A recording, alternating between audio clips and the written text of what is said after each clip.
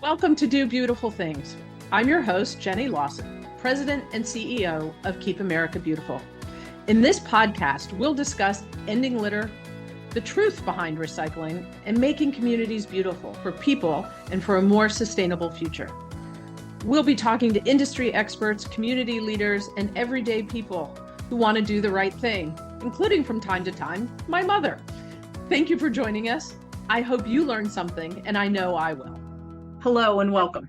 This is Jenny Lawson, and I'm happy to welcome you today to the second of our podcast series on the Recycling Reality Check.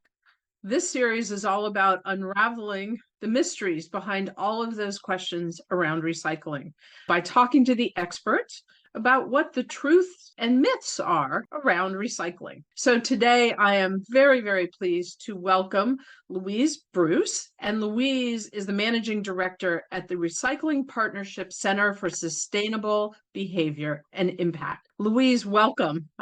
Hopefully you hold the keys to many of the mysteries to help us understand the human behaviors and what works and what doesn't, in helping people understand how they can be more empowered around recycling. Jenny, thanks so much for having me. It's really a pleasure to be here in conversation with you. To get started, I'd love to learn a little bit more about how you got into this work. What brought you to studying recycling as a behavior? Oh, such a good question. I suppose the truth is, when you ask my parents, is that I've been obsessed with trash for my whole life. I think I can remember, as a high schooler, specifically in 10th grade, getting all my friends up to do trash cleanups in Rock Creek Park, which is the hometown park of Washington, D.C., where I grew up. I moved to New York City after college. There was this vacant lot. This is truly my sort of trash origin story, I'm realizing as it's coming out. There was this vacant lot on my block in Brooklyn that I became absolutely obsessed with. I would walk my dog around the block and I would see it and I would just think about what it could be, and ultimately was able to, sort of long story short, convince the owner of that vacant lot to cut the lock, let us in, and we turned it into a community composting project where I saw my neighbors really come together, people who never knew each other. All of a sudden, this vacant lot was this wonderful space where we were turning something that was a waste product in our households into a material that was, beautifying our neighborhood, growing a garden, and nourishing our soils. And that was just this really important aha moment for me, that recycling is really an important environmental behavior. It's really an important kind of public service that really should be offered in communities across the country. But it's also a way that's like something very intimate that brings us all together. And it became this wonderful way that I got to know my neighbors and my city. And I think the rest is history. I then went on to join the New York City Department of Sanitation, where I worked for, quite some time on our food waste and organics portfolio.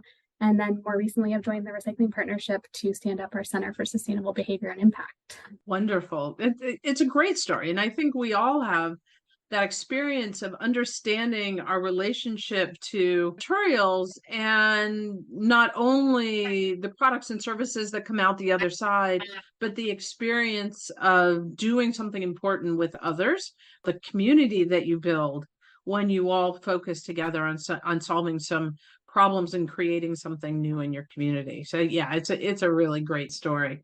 So why is it that the Recycling Partnership focuses on household recycling behaviors? How did you get into that part of the narrative? This is the central question of our work. At the Recycling Partnership, we're a national nonprofit, and we're focused on working with stakeholders across the recycling value chain to improve recycling rates nationally. One of our core reasons for founding was that far too few Americans have access to recycling services, and recycling services that are on par with the trash collection services that they receive. And so we started with this question of, can Americans recycle? And to that end, we see that still about somewhere around 40 million US households do not have access, that equitable access that I described, to recycling services. But if you narrow the field of vision to the households that do, we start to see some really interesting trends. And namely, we see a very significant intention action gap. So while there is just tremendous national support for recycling, you'll see in surveys that 80% of US residents think that recycling is not only something that a service that they expect to have provided to them. Not only something that is good for the environment and the right thing for their community, but it's a responsibility they feel that they should take on and their neighbors should take on. So really tremendous public support for an institution. And yet what we found is that among those households that have access to curbside recycling, we're losing somewhere around 50% of the materials that are generated by that home. So if the average US home generates 750 to 800 pounds of recyclables per year, we're losing somewhere between 300 and 400 pounds of those recyclables due to behavior gaps. And so, seeing that trend in the numbers, we really want to figure out how can we better support people? How can we better engage residents across the country so that we can bring more material into the system? Yeah. So if people knew more, they might do more. Is that the bottom line? Yeah, so we see a couple of trends in our national research. So the first is that far too few Americans are receiving communication about their local recycling program. So to your point, if people knew more, they would do more. We found that 75% of Americans cannot recall receiving a communication from their local recycling program. And that could be because they're not. We find that recycling programs are sort of way under-resourced, and that might be the case, that they're not able to send the communications out to their residents that they need to inform them about their programs. We're also seeing, though, that in some cases it's because we're not designing communications that are really catching people's attention and drawing them in this very loud, kind of information-rich world that we live in. The other core trends are people are quite confused. So we trust labels, but when we're actually tested on what they're telling us to do, or tested on what the materials and instructions we receive are telling us to do, we tend to make mistakes. And so I think we need to figure out how can we better deliver instructions to people. We're also seeing a very alarming trend, which is that it appears that confidence in recycling is eroding. And so we're concerned about this because I think we can solve for confusion. But if we lose people, if people stop believing in the promise that we've made that recycling is supposed to deliver, which is that my materials are made into new things, then it will be very, very difficult to build sort of a resilient circular economy and bring people back. So I think it's those: communication, confusion, confidence, and then I might throw context in there that, if you don't have the tools and the systems set up, then you can't participate. So much in that description to sort of unpack. As you were talking, one of the things that sort of occurred to me was, of course, not everyone is getting the information. Like 75% of people aren't. If you think about it, and I was thinking about my own situation here, I'm busy during the day. My husband's retired. He gets the mail from the Department of Environmental Services in his email, not me. I may never see it, right? But I'm still doing 50% of the waste production in my household, right? So I'm not getting that message at all where he might be getting it, right? And the idea that just because the email account owner is getting the message that somehow the whole household knows is a disconnect. I would agree with that. Yeah, I think there's two pieces in there that I think are really important. And that first piece is the intra-household communications. So we've conducted sort of a number of ethnographies where we've gone into the home and really observed sort of in great depth, what is the relationship people have with their packaging that they're bringing into their home? What are the systems they're building? How does that impact household dynamics? And we see a couple of trends. One, there's like so many great anecdotes we have of maybe like a husband and a wife or partners standing over the sink and saying, "Oh wait, you recycle that? I had no idea that." So there's you find that the sort of conceptions or systems heuristics that people have in their mind differ even among household members, which is a really interesting insight. And we've been thinking about what does it mean to support some of the champions we see in households. We often see someone who is sort of the leader of the household. Maybe they're the one that makes the effort to set up the system. I was on a call earlier today where someone described in his household, he goes through the materials at the end of the line and is the one that picks things out. So anyway, how do we support you people or sort of better communication in the home? I think the other piece is we talk a lot about, I think the piece that you mentioned there about channels, like your husband hearing about it, but maybe you haven't heard about it. We're thinking deeply at the Recycling Partnership about how do we build a communications infrastructure that's on par with the physical infrastructure that we're rolling out for recycling, and really taps into more channels or more ways to reach the whole family and a whole community, as opposed to just sort of certain champions or certain individuals. And I think that if we can solve that, we will see a big payoff, because what we're seeing, the sort of silver lining of the stats that I said earlier, is that the 75% of Americans don't recall receiving communications about their local recycling programs, but the 25% who do are showing much higher levels of confidence in themselves, in the system, and sort of indicating lower levels of confusion around what to recycle. So communication works, and we have to figure out, how do we get it to everyone? How do we help our champions? How do we get the right messengers out there, getting this information to the right people? It's really interesting, because we at Keep America Beautiful are a little bit focused on when all those systems go wrong, right? And things end up as litter on the ground or recycling in public spaces, and how those messages play in that environment, right? So, and some of the research we've seen, that I've seen, really shows that in terms of building confidence, it's confidence in the system in their own home and then in their community, but then also more broadly, that the system will deliver the promise that it's intended to. And so we're spending a lot of time, and have something really cool that we'll roll out in November that is really celebrating the products that come from recycling. So people are reminded, when you do recycle, good things happen, right? Materials in the system are, refabricated into new materials and new products and new services, and we don't have to go back to nature to look for those resources. We've got them, literally right in our blue bins, or whatever color it might be for your community. Yeah, I think first of all, I'll say it's really exciting to hear how much you're diving into this issue of confidence, and maybe that's a place that we can work together to explore further. I think we're and I think that messaging you're putting together is really exciting, because we're seeing confidence in the same way that it's not just sort of it has some important components. So it's my confidence in myself, it's my confidence in the service that's delivered to me by my community, confidence in this sort of broader promise, as you say, that the system will deliver, and then confidence in the package and the label that I'm interacting with is communicating to me in an honest and accurate way.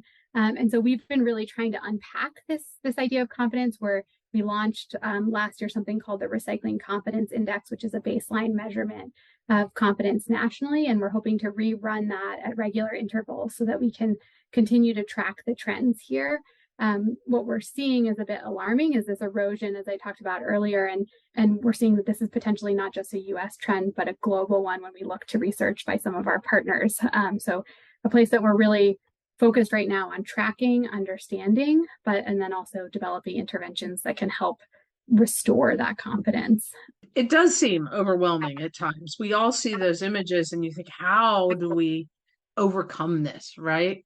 And so as you all think about your work, and since your founding, right, you're just a year old, this is a lot of work that you've been doing in the past year.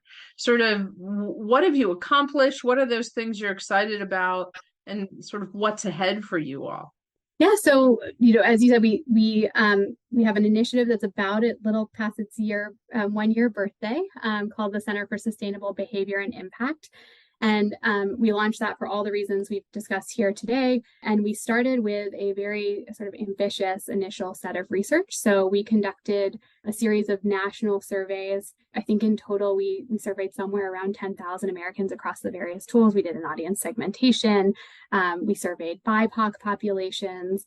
We did a survey specifically on labeling and package design, and sort of resident insights on those. And then we did, as I was mentioning earlier, this deep dive into the home, where we looked at what is that like. Really, this is actually quite an intimate experience, right? It's like, it's my home. I designed my home. We're seeing through our ethnography that this is very close to a sort of theme of homemaking excellence. When you think about all the work that people are doing to, have excellent organization systems, we're seeing that recycling and materials management is much more akin to that than it is than do people kind of relate it to their trash, for instance. We took all of that quantitative and qualitative survey and inquiry and prototyped a set of different interventions. So think messaging or in-home bins, the tools that people might need to support their recycling behaviors. And we deployed those tools to 52,000 US homes across 7 jurisdictions. And the idea here, so the point of throwing all those numbers at you is really to say that what we're trying to do at the center, and what I feel like we've advanced very significantly in our first year alone, is get at this idea of go beyond what people say they want and say they need. That's very important. For example, you talked about this earlier. People say they really want to know what's happening to my materials. They want to see what their materials are becoming. They want to see the material recovery facilities where those materials are being managed. But we also need to, beyond understanding that, we need to actually go all the way to the bin and see how do the interventions we deploy impact participation and impact capture of the materials we recover. So that's sort of how we think about our research. We try to understand sentiments, trends, barriers, and then we put that to work in the field in real world context to understand, does that have an increase ultimately on recycling for a given community? So I wanted to ask you about, so from that, like what interventions, what things are working to help people? And I hope that one of them is if the chasing arrows are bigger so you can actually read them over the age of 30, that would be a great outcome if that's a functional intervention. That's so interesting that you say that. We're thinking about labeling and QR codes, and I'll come back to that, but would love to dig in on that with you. One of the things, I think if you had asked me before we started this, would messaging alone work? And I'm being very honest here, I would have probably said no. I think about like sort of the work that I've done in past roles, overseeing community outreach or the development of materials, and then seeing the impact on the other end. And I think I thought, oh gosh, can we really do this with a messaging campaign? And I, maybe had some skepticism myself to that. I was wrong. We saw we had a really interesting pilot, or sort of set of pilots, where we looked at, first, we started with that audience segmentation that I mentioned. So we looked at who are our recyclers. And I think the high level sort of punchline there for me is half of the population are what we call our eco-activators and our committed followers. These are really active recyclers, people who are going to research how to start a program if there isn't one. They're going to figure out where to get the information about their recycling program. And so this is a group that's highly motivated and looks like their participation behavior is higher. And we saw this and we thought, oh gosh, we've been communicating really well with this half of the population and potentially leaving behind the other 3 motivational segments that came out in our audience segmentation research, who are feeling much more disconnected, but disconnected from the recycling system, not because they don't value it. I think you'll still see that in that high public support, but because they're feeling frustrated, they're feeling confusion, they're feeling sort of that confidence erosion and barriers to recycling at a higher level than these other segments. And so we thought, okay, what if we instead designed campaigns specifically for these 3 audiences, these 3 motivational segments? And what came out of that process was we, through a series of sort of design challenges with our internal and external design teams, and then some sort of additional focus group conversations, we came out of that segment of the research with 3 general directions for messaging. One is a logical message that's very similar to sort of what happens to your recyclable material. But the other 2 were focused more on sort of empathy and emotion. So, what happens if one of the emotional message was about, ever wonder what tomorrow will bring? And so you picture, I know this is on a podcast, but picture, if you will, a group of friends on a hillside, and they're seeing the hillside overtaken by a landfill.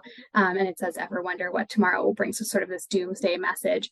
And the other message was what we call our empathetic message, where imagine a really adorable but confused and frustrated cartoon cat standing next to a recycling bin, and a happy hedgehog comes over and says, are you confused about recycling? And the cat says, always. And the hedgehog essentially affirms that that's okay. It sort of has empathy for this feeling of confusion around recycling. We put these 3 messages to work in the field. We took them to Chicago, and then we did a sort of citywide pilot in Reynoldsburg, Ohio, where we divided the city up into 4 with a control and then sort of 3 messaging treatments. And we saw that coming out of that, the logical message, unfortunately, and I'll come back to this, didn't have a statistically significant impact on recycling behaviors, but the empathetic and emotional messages did. The empathetic message was really the star of this study. Had a 38% increase statistically significant increase over the control in terms of recycling tonnage. So we saw really this major increase that I don't think I would have thought possible from messaging alone. That was a major success. You sort of said that the rational approach really didn't work. Not statistically significant change. Anything else that didn't work? People are asking for that logical message. And so I have a lot of questions around what the disconnect is there that I think that merit further exploration. Could have been sort of how we delivered it. I also think that there's like this demand for very specific information around what happens to my material. So we think the logical message is still very important, but we perhaps need to think about, first of all, where it is in the logic of the sort of ladder of engagement, the storytelling narrative. Do we start with that, or do we start with this empathetic message to draw people in, and then pull them into the specifics, or allow them to dig deeper as they have capacity and interest to do so? And then the other thing is, like, I think we're seeing very strong impact from local level delivery. So I think of all of your affiliates and volunteers and how much the messenger matters. And I think it's possible that delivering that logical message or that storytelling about the recycling system's successes, about how things really work, may be more impactful when it comes from my neighbors, my local program, and sort of entities that are familiar to me. It's just so interesting, right? And at the end of the day, in the course of all human history, recycling behavior is relatively recent behavior, right? Like, this idea that you just don't throw something away is a relatively modern message, right? Behavior. Tom Sasaki from TerraCycle, he and I were on a panel together last year, and he said people have been throwing things away, throwing things out since the beginning of time. It's how we understand ancient history, is by studying the trash piles of cultures, right? And so but how we do that in the modern world is quite different. And this recycling narrative is a new narrative to the conversation. So, it is, in the context of the world, it is relatively new and a new behavior for us all to learn. And it is going to take many different modes and many different interventions, right? It's almost about maybe a little like dental floss, right? Like it is what the dentist gives you when you go, but it's also what you do at home, and it's what you expect and see in others, and like how that whole behavior is a learned behavior. And we just have to create those learning moments in many, many different ways. And one thing that we haven't touched on yet, but I just think holds so much promise, because I think even my mother might be able to do this, is there the QR code conversation? Yeah, absolutely. And if you don't mind, just a slight tangent, I had this aha moment the other day when I was driving from upstate New York, where I live, to Washington, D.C. And I was like noticing how many, counties and state lines and jurisdictions I crossed. And I thought, oh my goodness, and perhaps this is obvious, but it hit me after many years working in recycling, that imagine if every time I crossed one of those lines on that road trip, the recycling rules, the rules of driving rules changed. Like the signs were purple instead of a different color. The arrows, or the symbols we use were different. The kind of understandings of how to abide by speed limits and so forth were different. It would make it very, very difficult to travel anywhere in this country efficiently if that was fragmented. Instead, we have this, almost, for the most part, uniform system of communicating driving rules to drivers across the country in a uniform way. I think recycling can feel a little bit like that. I can, in just the, my day-to-day life, I could work in a place, in a jurisdiction, with one set of rules, and even within a jurisdiction, commercial would be different from residential potentially. Then I could go home, or take my children to play somewhere, and all of those locations could have a different set of recycling rules, and it makes it very, very hard for us for us as humans, as people navigating the system, to be on top of what the rules are in each of those locations. And so what we've tried to do with the Recycling Partnership is think about ways that we can make that experience simpler. And so we've compiled what we call our National Recycling Database. It has the accepted materials list for all 9,000 recycling programs across the country. And that has opened up the ability for us to do things like Recycle Check, which is a QR code that we're rolling out actually this month with some of our brand partners to see, and it'll essentially be a QR code that shows up on package that people can scan, and they'll get information or they'll get accurate information about what's acceptable in their locality. So I could scan it in one location and get one answer, and I'll get it scanned in another location, potentially get a different answer, and those will both be accurate for where I am based on my phone's geolocation services or the zip code that I put in. And it gets even better. And the better part is that this is really better for me as someone who formerly worked for a local recycling program. We've opened up a doorway into that database for local recycling program managers to be able to update and verify their accepted material lists in real time. So imagine I'm a community that has maybe a drop-off program, and I expand that program to be a curbside collection program and accept more materials. I can just from one day to the next go log in, update that accepted materials list, and without changing the package, without changing any of the materials, that my residents will get updated information about that package in real time. And I think that's really, I'm just so excited about putting the power of communications, or sort of leveraging again this idea of a communications infrastructure to give local recycling program managers and leaders a kind of a big say in what a package is communicating about its recyclability to residents. That's great and so deeply needed, right? That moment of information, as we were talking about the different aspects of the chain of behavior, right? That the thing is in my hand, what do I do with it? Is a really important question. So Louise, thank you. Thank you to the folks at Recycling Partnership. We're incredibly grateful for the work that you're doing, for the time you've taken with us today to help us understand a little bit more about what you're doing. Is there a place online that folks can go to learn more about how to find that QR code or look on their zip code, learn a little bit more? What's possible on your website? Yeah, all of that's available on our website, recyclingpartnership.org.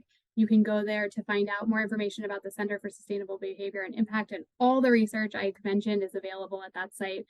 If you're interested in learning more about how Recycle Check works, that's also published on our website. And then we do have a chatbot on the website that you can use to ask questions that's stemming from that same database. So you can get the experience in real time. And if you notice anything that works particularly well about it, or anything that needs improvement or any errors, we want to hear from you. Really, we're excited to be rolling out these tools in real time in partnership with all of your listeners and all of the incredible recycling leaders across the country. So I really encourage everyone who's listening to get in touch with us. That's great. And we appreciate, again, all that you're doing. And, I think we should talk to you too about how do we sort of cross-share that information onto the KAB recycling platform so that folks can find that connection straight away. So I think an absolute takeaway for us is to figure out how we do that well together. Louise, thanks for joining us. And thank you all for being here. Yeah, thank you. Thank you so much. And I just want to say how grateful I am for this time with you. This has been a wonderful discussion, and I hope it's the beginning of many, many more. Coming up next, I have a special guest joining me, my mom. Mom is a reoccurring part of this segment, and she's going to help us bust some recycling myths by throwing everyday recycling questions my way, and to watch me fumble with the answers sometimes, but see if I can be helpful others.